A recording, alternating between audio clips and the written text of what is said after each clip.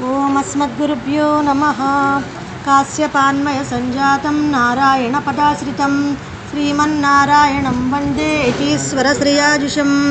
ఆత్రేయాన్వయ సంజాతం కలియన్ పద సంశ్రితం శ్రీరామచంద్రయనినం సేవేహం శిష్యవత్సలం. జై శ్రీమన్నారాయణ. ఈరోజు మనం నమ్మాళ్ళవారి యొక్క తిరునక్షత్రాన్ని ఎంతో వైభవంగా జరుపుకున్నాం. అసలు ఆళ్వార్లంటే ఎవరు? ఆళ్వార్లంటే ఎవరంటే నిరంతరం కూడా భక్తి సాగరంలో మునిగి తేలుతూ ఉండేవారు. మనమందరం ఎందులో తేలుతున్నాం? సంసార సాగరంలో మునిగి తేలుతున్నాం. కానీ ఆళ్వార్లు మాత్రం భక్తి సాగరంలో ఎప్పుడూ ఇంకా వాళ్ళకి భగవంతుడి యొక్క నామస్మరణం తప్ప వాళ్ళకి ప్రపంచంతో సంబంధం లేదు. అలా ఉన్నవాళ్ళనే ఆళ్వార్లు అంటారు. అలాంటి ఆళ్వార్లో మనకి నమ్మాళ్ళవార్లు చాలా ముఖ్యమైన వాళ్ళు. ఎందుకంటే మనం ఎవరినైతే ఎక్కువగా ఇష్టపడ్డామో వాళ్ళని ఏమంటారంటే వీళ్ళు మనవాళ్ళే అంటూ ఉంటాం మనం అందరం కూడా. అంటే వాళ్ళు ఒక పెద్ద స్థాయిలో ఉన్నా సరే, వాళ్ళు గొప్పగా ఉన్నవాళ్ళైనా సరే మనవాళ్ళు అంటూ ఉంటాం. కానీ ఇక్కడ రంగనాథుట ఈ ఆళ్వార్ని నమ్మాళ్ళవారే అన్నారు. నమ్మాళ్ళవారు అంటే ఈయన మా ఆళ్వారు అని ప్రశంసించారంటే నమ్మాళ్ళవారు అంటే అంత ఇష్టంట ఆయన. అలాంటి ఆళ్వార్లు ఏమంటేట ఈయన ఎక్కడ జన్మించారంటే తామ్రపర్ణి నదీ తీరాన కురుగురు వీళ్ళ జన్మస్థలం అన్నమాట. ఈయన కారీ నాథనాయికి అనే దంపతులకు జన్మించారు. అంటే చాలా కాలం వీళ్ళకి సంతానం లేదని ఈయన ఎంతో కాలం నుంచి చూస్తున్నారు. అలాంటి సమయంలో ఈ ఆదినాథ పెరుమాళ్ళ ఆలయంలో ఆ స్వామిని కొలిచిన తర్వాత నమ్మాళ్ళవారు వీళ్ళకి జన్మించారట. అయితే అందరి శిశువుల్లాగే ఈయన లేట. ఈయన ఎలా ఉండేవాడంటేట పుట్టినప్పటి నుంచి అస్సలు ఏడవకుండా, కళ్ళు తెరవకుండా, పాలు కోసం కూడా ఏడవలేట ఈయన. అలా ఎంత కాలం ఉండేసరికి ఈయన ఏం చేశారంటేట 9వ రోజున ఎప్పుడో తీసుకెళ్ళి ఆయన్ని ఆ పెరుమాళ్ళ దేవాలయంలో వదిలేసరికి అక్కడ ఉండగా వెంటనే ఆయన ఆ చేతిలోంచి దిగిపోయి పాక్కుంటూ వెళ్ళి అక్కడ ఉన్నటువంటి ఆళ్వార్ తిరునగరి అనే ఊళ్ళో చింత చెట్టు ఉందట, పెద్ద చింత చెట్టు. అక్కడికి వెళ్ళిపోయి ఉండిపోయేటాయి. అంటే భగవంతుడి సన్నిధిలో ఉండడమే ఆయనకి ఇష్టమని ఆ దంపతులు కూడా వదిలి వెళ్ళిపోయాట. అక్కడ అలా ఎంతకాలం ఉన్నారంటేట 16 సంవత్సరాలు ఉన్నట్టు ఆయన అక్కడ. 16 సంవత్సరాలు ఎలా ఉన్నాడంటేట కళ్ళు మూసుకునే ఉన్నట్టు ఆయన ధ్యానం చేస్తూ ఉన్నట్ట భగవంతుడినే. ఇలా ఉన్న తర్వాత ఈ ఆళ్వార్లకి ఏంటంటే భగవంతుడి యొక్క కృపచేత వాళ్ళకి భూత భవిష్యత్తు వర్తమానాలు ఎలా ఉంటాయో వాళ్ళకి తెలిసిపోతూ ఉంటాయి. వాళ్ళు మామూలుగా అయితే ఈ ఆళ్వారి గొప్పతనం ఏంటంటే ఈయనకి సఠారి అనే పేరు కూడా ఉంది. సఠారి అని మనకి కోవెల్లి ఇస్తూ ఉంటారు కదా, మన తల మీద ఉంచుతూ ఉంటారు కదా. ఏంటంటే సఠారి గొప్పతనం ఏంటంటే మామూలుగా మనం జన్మించినప్పుడు తల్లి గర్భంలోంచి బయటకు వచ్చినప్పుడు లోపల ఉన్నటువంటి అంటే మనకి అంతకు ముందున్నటువంటి జన్మ తాలూకు ఆ రహస్యాలన్నీ మనకు తెలుస్తూ ఉంటాయి. ఎప్పుడైతే బయటకు వచ్చిన వెంటనే ఈ ప్రకృతి అనే మాయ ఒకటి కప్పేస్తుందో మొత్తం అన్నీ పోతాయి. ఈ ఆళ్వారికి కూడా అలా కప్పుదామని ఒక గాలి అలా వచ్చింట, ఆ సఠ అనే గాలి. అప్పుడు ఆయన ఏం చేశారంటే గట్టిగా ధింకరించారు. ఇక్కడి నుంచి అంటే ఆయన ధిక్కారానికే ఆ గాలి బయటికి పోయింది. అంటే ఆయనకి గతం తాలూకంటే భగవంతుడి స్మృతి తప్ప ఇంకేమీ ఉండకూడదు. అందుకే అప్పటి నుంచి ఆయన సఠారి అని పిలుస్తూ ఉంటారన్నమాట. ఆయనకి ఎన్నో పేర్లు ఉన్నాయి, ఒకటి కాదు, 2 కాదు, చాలా పేర్లు ఉన్నాయి. ఒక 8 పేర్లు ఉన్నాయి. మారనని, శటకోపనని, వకులాభరణ భూషణనని, ఇలా రకరకాల పేర్లు ఉన్నాయట. ఇలాగా ఎన్నో పేర్లు ఉన్న తర్వాత ఈయన ఒక రోజు ఏం చేశారంటేట ఆ భగవంతుని యొక్క దర్శనంతో ఈయనకి మొత్తం భూత భవిష్యత్తు వర్తమాన కాలాల గురించి తెలిసిన తర్వాత కొన్నాళ్ళకి ఈయన మధురకవి ఆళ్వార్ అనేటువంటి ఒక శిష్యుడు ఈయన ఉండే చోటికి వచ్చి ఆయన్ని పరీక్షించారు. ఈయన ఎన్నిసార్లు కళ్ళు తెరవట్లేదని పక్కన ఒక రాయి తీసి గట్టిగా కిందకి పడేసరికి అప్పుడు కళ్ళు తెరిచి చూశాట. కళ్ళు తెరిచి చూసిన తర్వాత ఆయన కొన్ని ప్రశ్నలు అడిగితే ఆ ప్రశ్నలకు సమాధానాలు చెప్పాట నమ్మాళ్ళవారు. అప్పటిదాకా ఆయన కళ్ళు తెరవలే. ఎప్పుడైతే మధురకవి ఆళ్వారు కొన్ని ప్రశ్నలు అడిగాడో వాటికి సమాధానాలు చెప్పారు.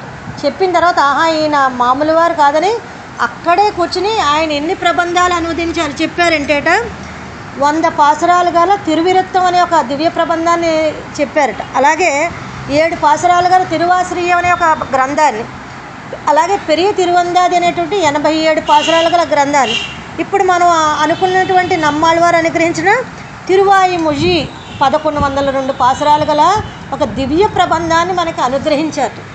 అందులో ఏముంటుందంటే భగవంతుని, దీన్ని భగవద్ విషయం అని కూడా పేరు దీనికి. అంటే భగవంతుని గురించి తప్ప మరి దేని గురించి కూడా ఇందులో ఉండదు, మరి ఏ ఇతరమైన విషయాల గురించి కూడా ఉండదు.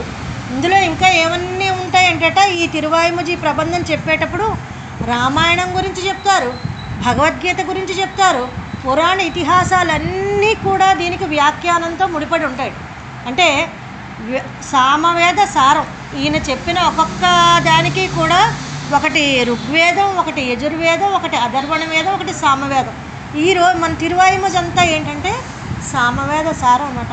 అలాంటి గ్రంథాన్ని మనకు అనుగ్రహించారు. అందులో ఏముంటాయి అంటేట, ఆ స్వామి నమ్మాళ్ళవారి యొక్క స్థితి అందులో ఎలా ఉంటుందంటేట, ఒకసారి చెలికెత్తగా ఉంటారట, ఒకసారి ఏమో తల్లిగా ఉంటారట, ఒకసారి నాయకిగా ఉంటారట, ఒకసారి ఇంక ఎలా ఉంటుందంటే ఆయన బాధ. ఇదంతా ఆయన మానసిక భావన మాత్రమే. ఆయన ఎలా ఉంటారంటేట, ఈ చేతలందరినీ ఉద్ధరించడానికి ఆయన తన మనోభావాలన్నీ చెప్పాలంటే ఆయన మనోభావాలు కాదు, మనం అలా ఉండాలని చెప్తున్నారు ఆయన. అంటే భగవంతుడి గురించి ఆలోచించడం తప్ప మనం వేరే అన్ని విషయాలు దేని గురించి కూడా మనం ఆలోచించకూడదు అనే విషయాల్ని తన గ్రంథంలో ఎంతో ఇదిగా చెప్పారట. ఆయన ఎలా చెప్పారంటేట, ఒక్కొక్క దాంట్లో కూడా ఒకసారి ప్రియురాలిగా ఆయన తనకి తను అనుకుని చెప్పాట. ప్రియురాలిగా అంటే ఎలా ఉంటుందంటేట, ఒక ప్రియుడు వదిలేసి వెళ్ళిపోయాడు అనుకో, ఆవిడ అనుభవించేటటువంటి బాధ ఎలా ఉంటుంది. అలా ఏమంటున్నారంటే నమ్మాళ్ళవారు భగవంతుడి విషయంలో మనల్ని అలా ఉండమంటున్నారు. అంటే మనం భగవంతుడిని ప్రియుడిగా అనుకోవచ్చా అండి? అది తప్పేం కాదు. ప్రియుడు అంటే ఏంటి, ఇప్పుడు మనకి అన్నీ నీవే తల్లివి తండ్రివి, నీవే నా తోడు నీడ, నీవే సకుడవు గురుడవు, నీవే నా పతియు గతియు అంటాం. అందులో అంటే పతి అన్నాం కదండి, భర్త అని అనుకోవచ్చా? అనుకోవచ్చు. ఎందుకు అనుకోకూడదు? భరించేవాడే భర్త, మన యొక్క అన్నిటినీ భరించేవాడు భర్త, మన బాధల్ని అన్నిటినీ తీర్చేవాడు కూడా ఆయనే. మొత్తం ప్రపంచం అంతా కూడా ఆడవాళ్ళేట. ఇక్కడ మగ ఆడ అని భేదం లేదు. ఒక్క సంతానం కోసం మాత్రమే మగ ఆడ కింద విభజించారు అంతే. అంటే మొత్తం అందరికీ భర్త ఎవరంటే స్వామి. అలాంటి స్వామిని ఆయన ప్రియుడిగా ఊహించుకుని ప్రియురాలుగా తలుచుకోమన్నట. ఇంకా ఏమనుకున్నట, ఆయన్ని మనల్ని రక్షించే బాధ్యత ఆయనదే కదా, ఆయనే చూసుకుంటాడని ఆయన మీదే వదిలేయమన్నట్టు భారం అంతా. ఇంకోసారి ఏమనుకున్నాడంటేట, మనము ఆయన మనకి అనుక్షణం ఆయన దర్శనం ఇవ్వట్లేదని ఏవేవో ప్రయత్నాలు చేయడానికి సిద్ధపడేవారు ఆయన. ఇంకా ఆయన చేయని మొత్తం మనకి తిరువాయిముజి మొత్తం 10 పత్తులు కూడా ఆయన అనుభవించినటువంటి మానసిక సంఘర్షణ అంతా కూడా మనం కూడా ఆయన నమ్మాళ్ళవారికి ఏంటి, ఆయన భగవంతుని భక్తి సాగరంలో మునిగిపోయారు. ఎవరికి చెప్తున్నారు ఇవన్నీ అంటే మనకి చెప్తున్నారు. ఆయన భావనలన్నీ కూడా మనల్ని పొందమంటున్నారు ఆయన. అందుకని ఈరోజు నమ్మాళ్ళవారి తిరునక్షత్రం, మొన్న మనం నమ్మాళ్ళవారి పరంపదోత్సవం చేసుకున్నాం. ఆయన ఎన్ని సంవత్సరాలు బతికారండి? 32 సంవత్సరాల కోసం, 32 సంవత్సరాలు. ఆయన తర్వాత తన పరంపదోత్సవం వెళ్తుంటే కూడా భగవంతుడికి ఇష్టం లేట. నువ్వు ఉండవయ్యా బాబు, నువ్వు ఉండి అందరికీ జనులను ఉద్ధరించు. ఇప్పుడు చూడండి మనకి తిరుప్పావై పాసురాల్లో అప్పుడు కూడా భగవంతుడు ఏం బాధపడ్డాడు, వీళ్ళందరూ కూడా చేతనులందరూ కూడా ధర్మ మార్గంలో నడవమంటే అధర్మ మార్గంలో నడవడానికి ప్రయత్నిస్తున్నారు. నేను ఏం చెయ్యాలని బాధపడుతుంటే అప్పుడు అమ్మవారు ఏం చేశారు, భూదేవి ఆవిడ, ఎందుకు స్వామి మీరు బెంగపడకండి, మీరు అవతారం ఎత్తకముందే నేను కూడా వెళ్ళి అక్కడ గోదాదేవిగా అవతరించి ఆ చేతనులందరినీ కూడా ఈ తిరుప్పావై పాసురాల ద్వారా మీ దగ్గరికి చేర్చి మిమ్మల్ని గురించి కళ్యాణ వైభవాల్ని మీ గుణాలని తలుచుకునేలా చేస్తాను. ఏ విధంగా అయితే ఆ రోజు ఆవిడ జనులను ఉద్ధరించిందో ఈ రోజు నమ్మాళ్ళవారు ప్రతి యుగంలో కూడా భగవంతుడు బాధపడుతుంటే ఆయన రూపంలో ఏదో ఒక అంశంలో వచ్చి మన మధ్యలోనే ఉంటూ మనల్ని ఉద్ధరించడానికి వచ్చి భగవంతుడి దగ్గరికి మనం ఏ విధంగా చేరుకోవాలో మన మార్గాన్ని సులభతరం చేస్తూ ఉంటారు. అలాగే నమ్మాళ్ళవారు కూడా మనందరికీ కూడా ఆ రకమైనటువంటి మార్గమే కావాలని ఈ తిరువాయిముజి ప్రబంధం ద్వారా మనల్ని అనుగ్రహించారు. ఈ తిరువాయిముజి సారం అంతా ఏముంటుందంటే ద్వయమంత్రం సారమే. ద్వయమంత్రం అంటే ఏంటి? శ్రీమన్నారాయణ చరణం శరణం ప్రపంచే శ్రీమతే నారాయణాయ నమః అని ఉంటుంది. అంటే అది మామూలుగా అయితే శ్రీమన్నారాయణ చరణం శరణం ప్రపంచే అన్నది ఏంటి? పూర్వ భాగం. శ్రీమతే నారాయణాయ నమః అనేది ఏంటి? ఉత్తర భాగం. కానీ మనకి ఈ పాసురాల్లో మనకి ఏం చెప్పారంటే భగవంతుడు ఫస్ట్ పూర్వ భాగాన్ని మనకి తెలియజేశారనమాట. అంటే ఉత్తర భాగం పూర్వ భాగం చెప్పకుండా ఉత్తర భాగం చెప్పేశారు. ఎందుకంటేట పూర్వ భాగం వల్ల లక్ష్మీదేవిని ఆశ్రయిస్తా అంట. ఆమె పాదాలను ఆశ్రయించి అప్పుడు స్వామి యొక్క పాదాలను ఉపాయంగా స్వీకరిస్తాం. ఉత్తరార్ధంలో ఏమిటుంటా? లక్ష్మీ విశిష్టుడైన నారాయణుడు. అంటే ముందర భాగంలో ఏం చేస్తామంటే అమ్మవారిని పురుషకారిణిగా చేసుకుని ఆయన పాదాలను ఆశ్రయిస్తాం. రెండో పాదంలో ఏంటంటే అమ్మవారితో కలిసి ఉన్నటువంటి నారాయణను ఆశ్రయిస్తాం అనమాట. ఈ ఆళ్వారు ఏం చేశారంటే మనకి తిరువాయిముజిలో మొత్తం 3 పదులో ద్వయమంత్రం యొక్క ఉత్తరార్ధాన్ని వివరించారు.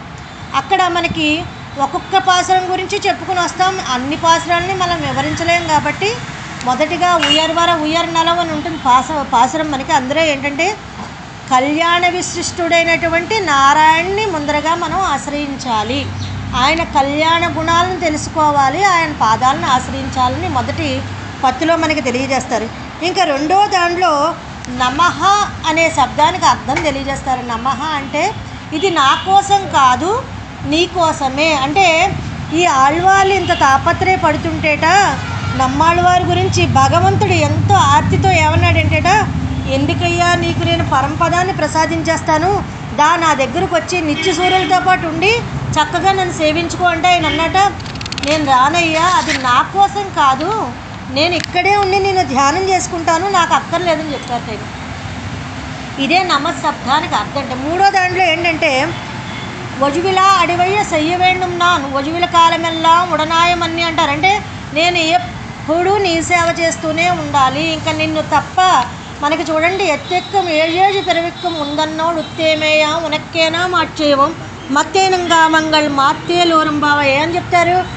ఇప్పుడే కాదు, ఈ జన్మే కాదు, 7 జన్మలకు కూడా నేను ఏ జన్మలో ఎలా పుట్టినా కూడా నిన్ను సేవించుకునే భాగ్యాన్ని నాకు ప్రసాదించని గోదాదేవి ఏ రకంగా అయితే స్వామిని ప్రార్థించిందో అదేవిధంగా ఈయన కూడా వజువిల కాలమెల్లా ఉడనాయమని, నేను ఎంతవరకు ఉన్నానో, నేను ఎన్ని జన్మలు వచ్చినా ఎన్నేసి జన్మలు వచ్చినా ఎలా పుట్టినా కూడా నీ పాదాల స్పర్శ మాత్రం విడవకుండా ఉండేలా అనుగ్రహించు అని మూడో పదులు. నాలుగో దాంట్లో ఏంటంటే ద్వయమంత్రంలో పూర్వభాగం అంటే శ్రీమన్నారాయణ చరణం శరణం ప్రపంచే అని వివరించారట. అంటే శ్రీమన్నారాయణుడే పరతత్వం అనేటటువంటి భాగాన్ని, అంటే మనకి ఏదన్నా సరే భగవంతుడి దగ్గర చేరడానికి కొన్ని విరోధులు ఉంటాయన్నమాట. ఐశ్వర్య కైవల్య విరోధులు అంటారు వాటి. అలాంటి విరోధులన్నింటినీ పోగొట్టుకోవాలని ఈ పాసురంలో ఆయన తెలియజేశారట. ఇంకా ఆరో పదిలోకి వచ్చేసరికిట ప్రపంచే చరణం ప్రపంచే అనుకున్నాం కదా, ప్రపంచే అనే పదానికి అర్థాన్ని వివరించారంటే అనన్యగతిత్వం, నువ్వు తప్ప మాకు ఇంకా వేరొకళ్ళు దిక్కు లేదు అని ఆయన పాదాలను పట్టుకుంటే ఏ విధంగా ఆయన కృపని మనకి కటాక్షిస్తాడో తెలియజేశారట. ఇంకా ఆరో పదిలోకి వచ్చేసరికి ఉలగముండ పెరువాయ ఉలపిల్లి కీర్తి అమ్మ అని ఆయన వెంకటేశ్వర స్వామిని కొలుస్తారు ఆరో పదిలో. ఎలాగంటేట చివరిలో మనకి 2 పాసురాలు ఉన్నాయి. అలమేల మంగ గురించి ఉంటుంది. అలమేల మంగ గురించి ఏం ప్రార్థన ఉంటుందంటేట, అగలగిల్లే నిరయుమెన్రు అలర్మేల్ మంగై ఉరై మార్బా నిగరెల్ పుగుజాయ ఉలగమం మున్రుడయ్యా ఎన్నయ్య ఆళ్వానే நிகரல் அமரர் முனிக்கணங்கள் விரும்பும் திருவேங்கடத்தானே புகழ் ஒல்நிలాడియేను నడికి జమరండు పుగుందేనే. అంటే ఆ అమ్మని పట్టుకుని అమ్మని పురుషకారంగా చేసుకుని స్వామివారి పాదాలను ఆశ్రయించాలి. మనం స్వామి దగ్గరికి డైరెక్ట్గా వెళ్తే ఆయన యొక్క ఆశ్రయం మనకు దొరకదు. ఎలా దొరకాలంటే అమ్మని పట్టుకుని ఆ స్వామివారి పాదాలను ఆశ్రయించాలి. ఉలగముండ పెరువాయిలో శరణాగతిని శరణ ఎలా వేడాలో అనే దాన్ని తెలియజేశారు. మిగతా 7, 8, 9 పత్తుల్లో కూడా ఆయన యొక్క భావాలని వ్యక్తం చేసి 10వ పాసురంలో స్వామివారి యొక్క విన్నపం నమ్మాళ్ళు ఎంతో ఆర్తిగా తెలియజేశారు. ఇవన్నీ కూడా నమ్మాళ్ళవారు మనకు ఎందుకు తెలియజేశారంటే చేతనుడు ఇదే విధంగా ఆ పెరుమాళ్ళ కోసం తపన పడాలి, అంత ఆర్తి ఉండాలి. ఇప్పుడు మన అమ్మ కోసం నాన్న కోసం ఎంత ఆర్తిగా ఉంటాం, ఇంట్లో ఉన్న వాళ్ళకి ఏ ఇబ్బంది వచ్చినా ఏ విధంగా అయితే ఇదవుతామో అమ్మ నాన్న కోసం ఎలా ఉంటామో అలాగే భగవంతుడి కోసం అలా ఆర్తి చూపిస్తే తల్లిదండ్రులు మన మీద ఏ విధంగా అయితే ప్రేమను కురిపిస్తారో స్వామివారు కూడా మనల్ని ఆ విధంగానే ఆయన యొక్క కరుణా కటాక్షాలను చూపిస్తారని నమ్మాళ్ళవారి యొక్క వైభవం అంతా మనకి తిరువాయిముంచి పాసురాల ద్వారానే తెలియజేస్తుంది. జై శ్రీమన్నారాయణ, జై గోవింద.